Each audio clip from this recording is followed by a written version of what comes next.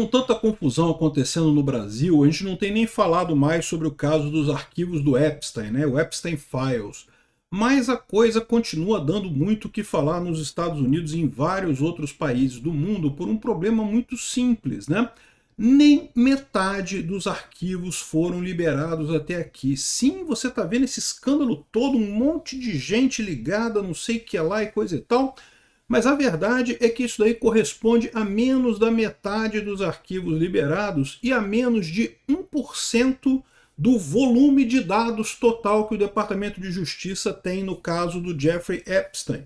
Ou seja, tem muita coisa para ser liberada ainda, né? E aí tem umas coisas interessantes aqui. A possibilidade do Epstein ser um espião russo, existe essa possibilidade, eu falei sobre isso no meu vídeo lá da Ucrânia.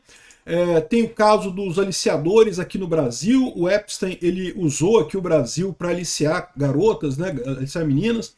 Ele tinha um CPF no Brasil, né, tem uma confusão com a Luciana Gimenez, tem um monte de coisa. Mas essa parte do Jeffrey Epstein envolvendo o crime mais óbvio dele, né, que era a questão de pedofilia e coisa e tal, com garotas novas e coisa e tal, não estou dizendo que isso não seja importante não, tá, gente? É lógico que isso é importante, mas tá dando margem agora para uma outra investigação envolvendo a relação deles com pessoas muito conhecidas. E aí um ponto que chamou muita atenção foi o seguinte, que o Congresso americano passou uma lei exigindo a liberação dos arquivos do Epstein completos, sem retirada de nomes, a não ser nomes de vítimas. Então, aquele redacting que eles falam, né, que é a censura dos nomes nos arquivos, só poderiam ser de nomes de vítimas, ou informações que implicassem vítimas. Nenhuma das outras pessoas envolvidas no caso poderia ser escondida, né? E aí, o que aconteceu? O pessoal notou que tinha um monte de coisa escrita ali que estava sendo redactada e que não fazia sentido ser vítima aquilo ali. Né, por exemplo, um e-mail que o Jeffrey Epstein falava sobre tortura, que gostou muito da tortura ontem à noite, do vídeo de tortura, não sei o que lá. Uai, por que está escondendo o nome da pessoa ali? Né? Isso não é vítima, né? Enfim, daí um grupo de congressistas conseguiu uma licença especial para ir dentro do Departamento de Justiça, num computador, sem levar celular, sem levar nada, só com anotação, e ver todos os arquivos sem nenhum redacted, sem nenhuma censura, né? E esse pessoal saiu de lá com a seguinte informação muito curiosa, que tem 6 nomes de co-conspiradores do Epstein, de pessoas que seriam aliados do Epstein, que seriam partícipes do crime do Epstein, que foram redacionados em todos os documentos, que os nomes não aparecem em nenhum desses documentos. E aí o pessoal, que porra é essa? Como é que pode esses 6 nomes, né? E mais do que isso, um dos senadores lá que foi nesse caso, um dos congressistas que foi nesse caso, ele aproveitou que lá nos Estados Unidos existe a imunidade parlamentar levada a sério, né? E falou o nome das 6 pessoas que estavam sendo escondidas pelo Departamento de Justiça e pelo FBI. E o curioso é o seguinte, 2 dessas pessoas, o pessoal sabe quem é, né? Então já deu problema para as 2, né?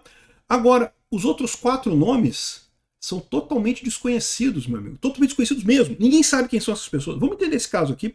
Eu sou Peter Turguniev, esse é o canal Ancapso, e essa notícia foi sugerida por Ronaldinho Gaúcho dos Resorts. O sonho do Peter é casar com a Dilma e várias outras pessoas. Obrigado aí ao pessoal que sugeriu notícias lá no nosso site, no visuallibertaria.com. E obrigado a você que está assistindo o nosso vídeo. Se você gosta do nosso conteúdo, por favor, deixe o seu like, se inscreva aqui no canal, né?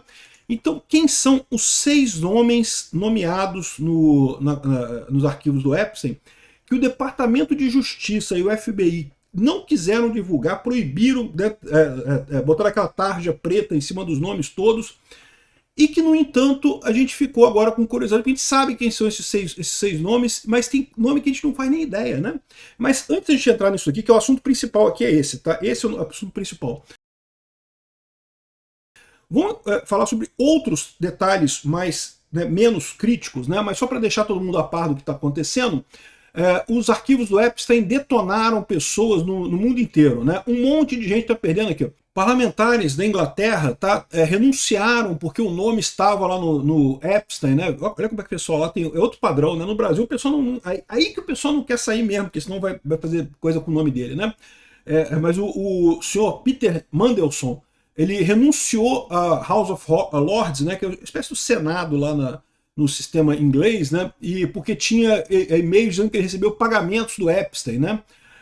Um outro cara aqui, o Morgan McSweeney, que era chefe do gabinete do primeiro-ministro Keir Starmer, também renunciou, né? Porque ele tinha apontado o Mandelson, né? Então, duas pessoas ligadas ao Keir Starmer, que é o primeiro-ministro da Inglaterra, renunciaram, coisa e tal. Também tem a questão do Prince Andrew, que a coisa está tão feia para o Prince Andrew que até o rei Charles falou que, olha só, pode investigar o cara e o que achar bota na cadeia mesmo, não tem esse negócio não, e coisa e tal. E tem mais um monte de gente num monte de lugar, né? E aqui na Eslováquia também teve gente que pediu renúncia e coisa e tal. Nos Estados Unidos, o Howard Lutnick, que é o secretário de comércio do Trump, tá? É o cara que estava fazendo a questão das tarifas com o Brasil, lembra aquele negócio todo? Esse cara estava no coisa do Epstein, né?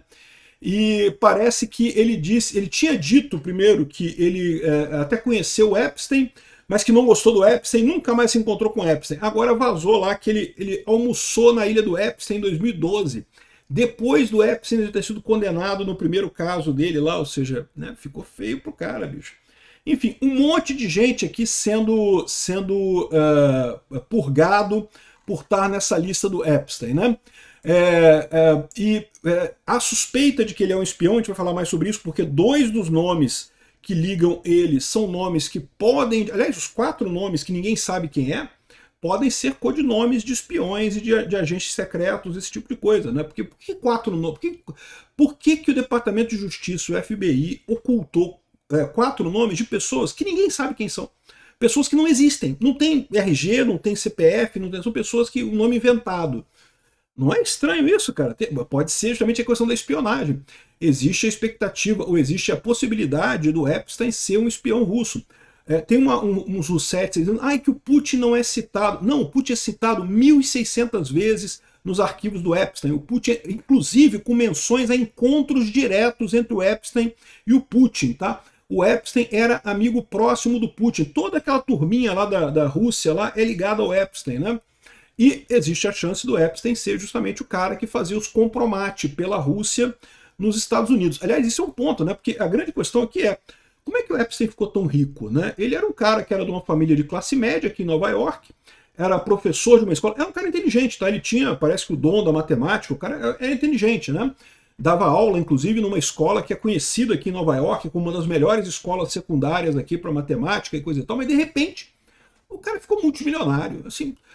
Tudo bem, eu sei que se o cara investir direitinho em ações, ele consegue ganhar muito dinheiro, mas o cara sair de classe média e de um dia para o outro ficar multimilionário é difícil, cara. Tem alguma coisa nessa história, né?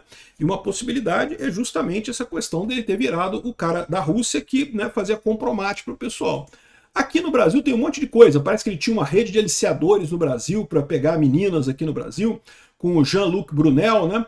Infelizmente, eu acredito que isso seja verdade, né? Ou seja, realmente tem muitas garotas aqui no Brasil que sonham em viver nos Estados Unidos e coisa e tal, ganhar dinheiro, não sei o que, e, existe esse risco, né? Então, muito triste isso daqui. Ele tinha um CPF ativo no Brasil e cogitou solicitar a cidadania brasileira, dizem arquivos. Faz sentido, tá? Todo bandido, meu amigo, todo bandido no resto do mundo pensa em fugir para o Brasil, porque o Brasil é uma bagunça completa. Então a expectativa deles é que no Brasil eles conseguem viver livres, né? Então ele tinha CPF ativo no Brasil. Olha que coisa, né? Isso não é muito diferente. Você ter registro em outros países acaba acontecendo, né? Você tem negócios e coisa e tal. E a Receita Federal diz que o CPF está verdadeiro e que o cancelamento só é feito quando é solicitado pela pessoa relacionada. Você tem um CPF brasileiro, qualquer pessoa do mundo inteiro pode ter um CPF, não implica em nenhum custo, em pagar imposto, nada disso, né? Pode ser necessário em algumas situações, né? E tem o caso da Luciana Gimenez, que parece que tinha uma tabela mal interpretada, que colocaram ali, que o pessoal não entendeu e que fez com que parecesse que ela tinha recebido dinheiro do Jeffrey Epstein, coisa e tal, mas parece que era só erro na tabela, a tabela estava errada e não mostrava isso, né? Mas como eu falei para vocês, essa parte mais suja do Jeffrey Epstein, de garotas e coisa e tal, é horrível isso, não estou dizendo que não seja importante não, mas está dando espaço para questões um pouco mais complicadas, né? Então tá aqui, ó. Seis homens nomeados no Congresso americano. Por que tem tanta coisa escondida nos arquivos do Epstein, né? Então aquilo que eu expliquei para vocês, pela lei aprovada no Congresso americano, os arquivos do Epstein deviam ter todos os nomes abertos, só nomes de vítimas poderiam ser ocultados, né? E informações que levassem a identificar as vítimas, né? Mas o pessoal percebeu que tinha muito mais do que isso. Tinha um monte de coisa relacionada. E olha só que só foi liberado metade do material e 1% do volume de dados total do Epstein. Imagina quanto vídeo que não tem, meu amigo. Dá para fazer um Pornhub 2.0 só com os vídeos do Epstein. Aqui, ó. E aí, o que aconteceu? Alguns congressistas americanos, então, conseguiram uma licença especial para entrar dentro do DOJ, né, do Departamento de Justiça, e ler os arquivos do Epstein sem a coisa oculta, né? E aí o pessoal começou a levantar esse negócio. Pô, que negócio é esse, né? É o Cana e o Massi, né? São os dois congressistas que foram lá e leram esse negócio, e aí chegaram a esses 6 nomes de pessoas que eles perceberam que estavam ocultos, né? E que não deveriam estar ocultos, né? Então, bom, beleza, vamos ver quem são essas pessoas, quem são esses 6 pessoas. E aí, o DOJ falou que não pode liberar o nome dessas pessoas porque seria um rompimento de preceitos legais e coisa e tal, mas eles aproveitaram que lá no STF existe imunidade parlamentar e falaram o nome das 6 pessoas lá na Câmara dos Deputados, então está registrado, todo mundo já sabe agora. E aí que vem a coisa curiosa. Os primeiros 2 nomes não tem nenhuma grande surpresa assim, né? O primeiro é do Max Wexner. O Max Wexner é um bilionário americano que era dono da Victoria's Secrets, e que foi o primeiro amigo do Jeffrey Epstein, tá? Então Jeffrey Epstein saiu lá da escolinha lá que ele dava aula de matemática no 2º grau, quando virou amigo desse cara e passou a gerenciar a fortuna dele. Aí já tem uma coisa estranha nessa história. Por quê? Porque essa proximidade do Wexner com o Epstein não faz sentido nenhum. Os dois não eram conhecidos antes, e aí de repente o Max Wexner assinou uma procuração de plenos direitos para o Epstein gerenciar toda a fortuna dele. Então todo o dinheiro do Max Wexner, que já era multimilionário, tinha dinheiro para não querer mais, passou a ser gerida pelo Epstein, né? E aí que começou a fortuna do Epstein. Ele comprou os apartamentos que o Epstein tem, que ele comprava o apartamento com dinheiro do Wexler, depois vendia para ele próprio, pessoa física, entendeu? Porque ele assinava pelo Wexler, aí ele vendia para ele mesmo por uma pichincha, por pouquinho dinheiro. Olha que coisa, né? Um golpe enorme. Aí você fica pensando, por que isso, né? Você pode imaginar algumas coisas. Primeira coisa, o Wexner foi chantageado. Né? O Wexner, né? O Epstein foi lá e arrumou alguma coisa, descobriu alguma coisa do Wexner e chantageou o Wexner e conseguiu essas coisas. Pode ser isso, né? Pode ser uma das maneiras de fazer esse tipo de coisa.